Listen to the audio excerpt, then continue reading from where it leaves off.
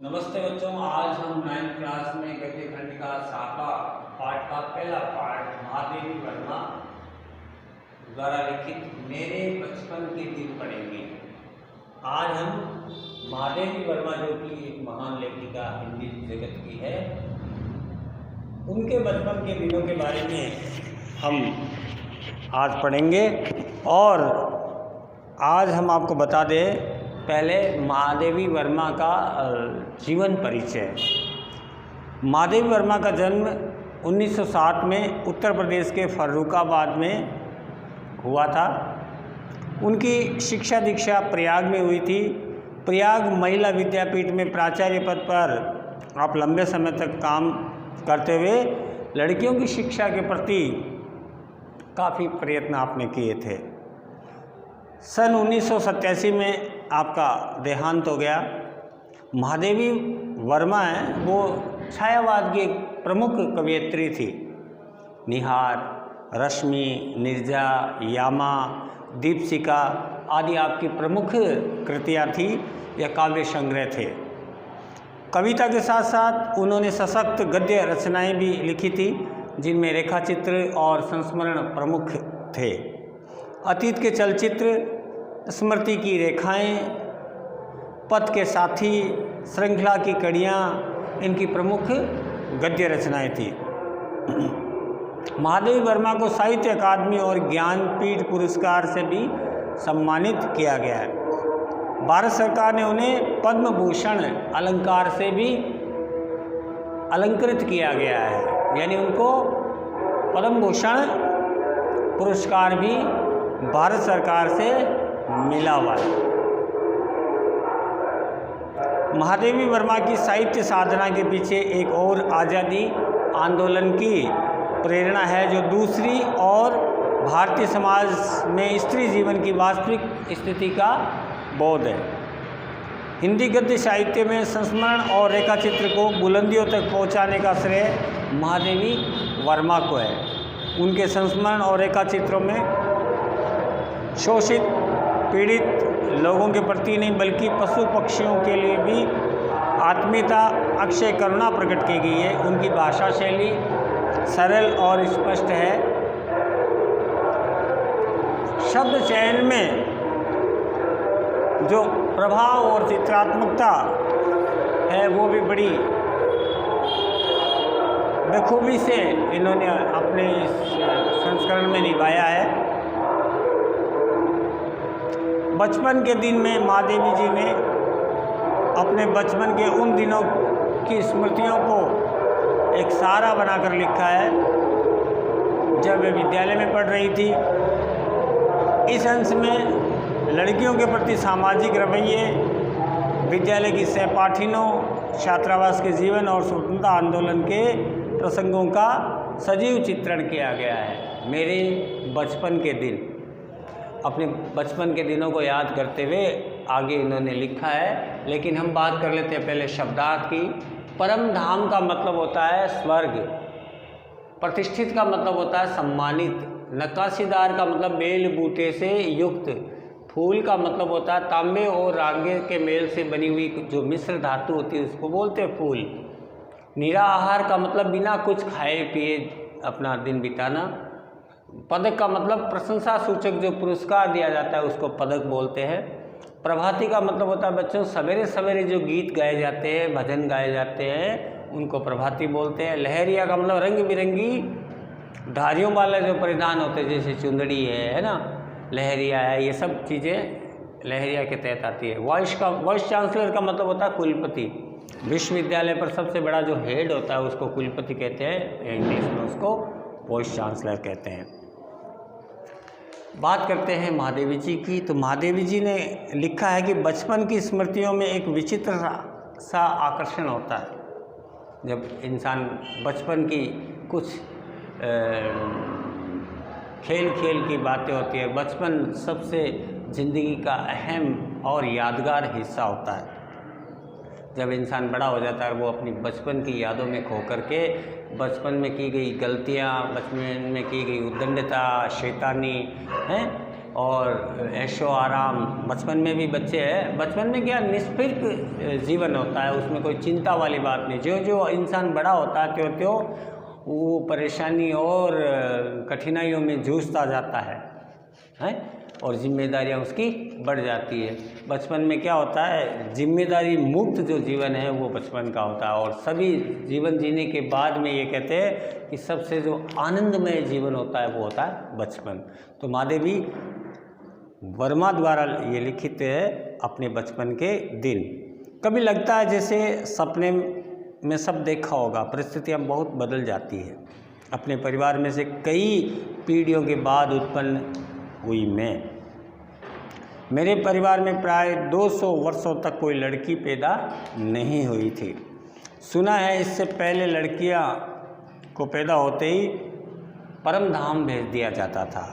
फिर मेरे बाबा ने दुर्गा पूजा की, हमारी कुलदेवी दुर्गा थी। मैं उत्पन्न हुई तो मेरी बड़ी खातिरी हुई और मुझे वह सब नहीं सहना पड़ा जो अन्य स्त्रियों को उस ज़माने में सहना पड़ता था।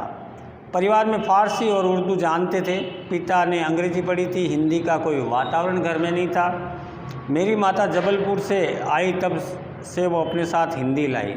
यानी मैं पूजा पाठ भी बहुत करती थी। पहले मुझको पंचतंत्र पढ़ना, विष्णु शर्मा द्वारा जो लिखित कहानियाँ होती थी ना, पंचतंत्र, इसको मुझे पढ़ना अच्छा लगता था। बाबा कहते थे इसको हम विदुषी बनाएंगे। मेरे संबंध में उनका विचार बहुत ही ऊंचा रहा, इसलिए पंचतंत्र भी पढ़ा, मैंने संस्कृत भी पढ़ी।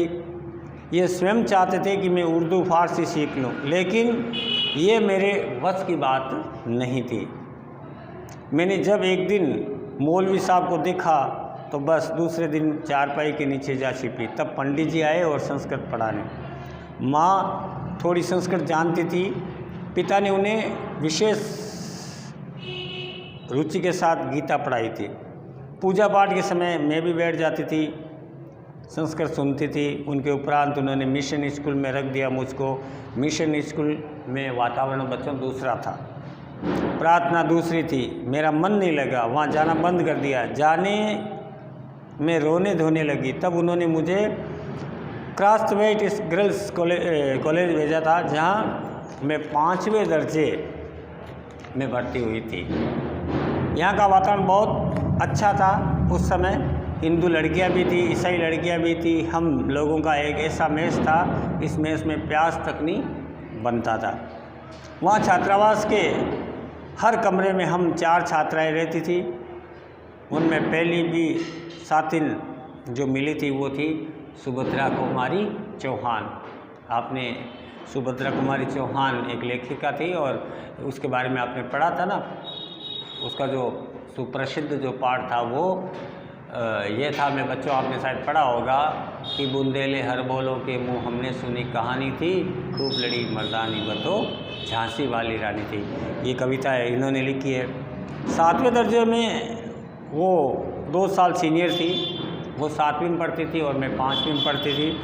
वे कविता लिखती थी और मैं भी बचपन में उनके साथ तुक मिलाया करती थी। बचपन में माँ लिखती थी, पद भी गाती थी। मीरा के पद विशेष रूप से गाती थी। सवेरे जागिए कृपा निधान पंछी बन बोले, यही सुना जाता था, जिनको हम प्रभाती बोलते हैं। शाम को मीरा का कोई पद गाती थी। सुनकर मैंने भी ब्रज भाषा में लिखना शुरू कर दिया। यहाँ आकर मैंने देखा कि सुभद्रा कुमारी जी खड़ी बोली में लिखती है।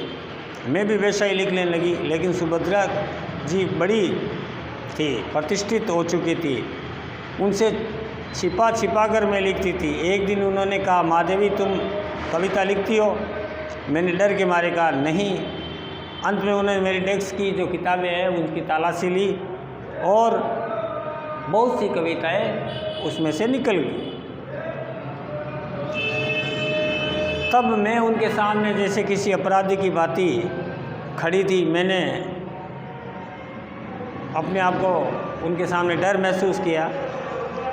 ऐसे उन्होंने एक हाथ में कागज़ लिए और एक हाथ में मुझको पकड़ा और पूरे हॉस्टल में दिखाई कि ये कविता लिखती है, कविता लिखती है। फिर हम दोनों की मित्रता हो गई। क्लासमेट में एक पेड़ की डाल नीची थी, उस डाल पर हम लोग बैठ जाया करते थे और जब लड़कियां खेलती थी तब हम लोग उनसे तुक मिलाया करते थे। उस समय एक पत्रिका निकलती थी दिल्ली से, स्त्री दर्पण, उसी में हम अपनी कविताएं भेज देते थे। अपनी तुकबंदी छप भी जाती थी। फिर या कवि सम्मेलन होने लगे, हम दोनों उसमें जाने लगे। हिंदी का उस समय प्रचार प्रसार था। मैं 1917 में वहाँ आई थी। उन्होंने इसके बाद भी गांधी जी का सत्याग्रह आरंभ हो गया और आनंद भवन स्वतंत्रता के संघर्ष का एक केंद्र बन गया। जहाँ तहाँ हिंदी का प्रचार चलता था, कवि सम्मेलन होते थे तो क्लास 2 में मैडम हमको साथ लेकर जाती थी और हम भी वहाँ कविता सुनाया करते थे। कभी कभी हरिओत जी अध्यक्ष होते थे, कभी श्रीधर जी पाठक आते थे, तो कभी रत्नाकर जी होते थे, कभी कोई होता कभी कोई होता। कब हमारा नाम पुकारा जाए बेचैनी से हम सुनते थे और बड़े उत्सुक होते थे कि हम पुरस्कार जीते। मुझको प्राय प्रथम पुरस्कार मिला था, 100 से कम पदक नहीं मिले होंगे उसमें से। एक बार की घटना याद आती है कि एक कविता पर मुझे चांदी का एक कटोरा मिला, बड़ा नक्काशीदार सुंदर। उस दिन सुभद्रा नहीं गई थी, सुभद्रा प्राय नहीं जाती थी कवि सम्मेलन में। मैंने उन्हें आकर कहा देखो ये मिला है। सुभद्रा ने कहा ठीक है, अब तुम एक दिन खीर बनाओ और मुझको इस कटोरे में खीर खिलाओ। उसी बीच आनंद भवन में बापू आए। हम लोग तब अपने जेब खर्च में से हमेशा 1-1, 2-2 आने देश के लिए बचाते थे और जब बापू आते थे तब उन्हें ये पैसे दे देते थे। कहने का मतलब बच्चों, बचपन में ही देखो साहित्य की जानकारी तो उन्हें थी, कविताएं ये लिखती थी, लेकिन देश की गरिमा को, देश की स्वतंत्रता को दिलाने में भी इनकी बहुत बड़ी भूमिका थी। ये छोटे छोटे अपने जेब खर्च के पैसे बचा करके और देश की आज़ादी में इन्होंने अपना योगदान दिया था। मैंने कहा कविता सुनाने का मुझको कटोरा मिला है, तो कहने लगे अच्छा दिखाओ तो मुझको। मैंने अपना चांदी का कटोरा उनकी ओर बढ़ा दिया तो उन्हें हाथ में लेकर बोले तू देती है इसे? अब मैं क्या कहती, मैंने दे दिया और लौट आई। दुख हुआ कि कटोरा लेकर कहते कविता क्या है, पर कविता सुनाने को उन्होंने नहीं कहा। लौट कर अब मैं सुभद्रा जी से बोला कि कटोरा तो चला गया। सुभद्रा कुमार जी ने कहा और जाओ दिखाने। फिर बोली देखो भाई खीर तो तुमको बनानी होगी, अब तुम चाहे मुझे चांदी के कटोरे में नहीं बल्कि मुझे पीतल के कटोरे में भी खीर खिला दो, चाहे फूल के कटोरे में भी खिला दो। फिर भी मुझे मन ही मन प्रसन्नता हो रही थी कि पुरस्कार से मिला हुआ ये कटोरा मैंने बापू को दे दिया। सुभद्रा कुमारी जी छात्रावास छोड़कर चली गई थी, तब उनकी जगह एक मराठी लड़की जेबुनिसा हमारे कमरे में आकर रहने लगी। ये कोल्हापुर से आई थी।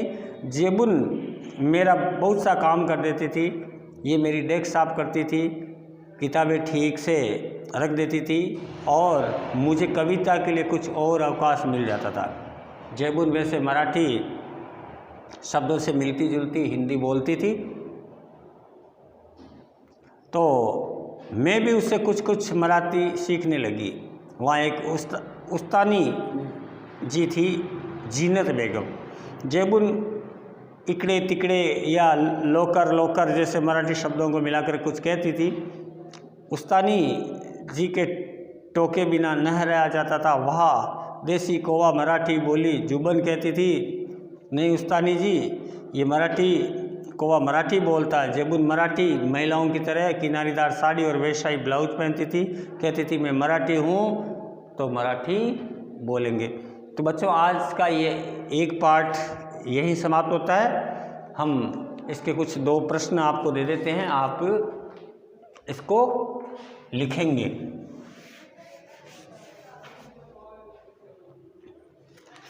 लिखिए आज के हमारे 2 प्रश्न। नंबर 1 लिखिए, महादेवी वर्मा का जन्म और मृत्यु किस सन में हुई थी। ठीक है, प्रश्न नंबर दूसरा लिखिए, महादेवी वर्मा द्वारा लिखित कोई 4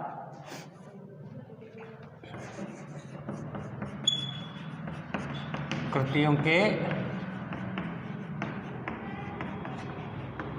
नाम लिखो। तीसरा प्रश्न है, कौन सी लेखिका महादेवी वर्मा की बचपन की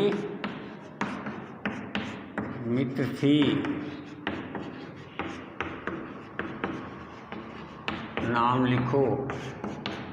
ये 3 प्रश्न बच्चों आपको करने में, एक बार फिर से आपको ये दोहरा देता हूँ। पहला प्रश्न है, महादेवी वर्मा का जन्म और मृत्यु कब कब हुई थी। जन्म कौन से सन में हुआ था और मृत्यु कौन से सन में हुई थी, ये आपको लिखना है। दूसरा है, महादेवी वर्मा द्वारा लिखित कोई 4 कृतियों के नाम, यानी 4 उनकी कृतियाँ जो लिखी हुई है, चाहे वो कहानी संग्रह हो सकती है, कविता हो सकती है, और कुछ भी हो सकती है, उनके नाम आपको लिखने हैं। तीसरा है, ऐसी कौन सी लेखिका थी जो बचपन में महादेवी की मित्र थी, उस लेखिका का नाम आपको इसमें लिखना है। अगले वीडियो में सेकंड पार्ट में हम आपसे फिर मिलेंगे, तब तक के लिए नमस्कार।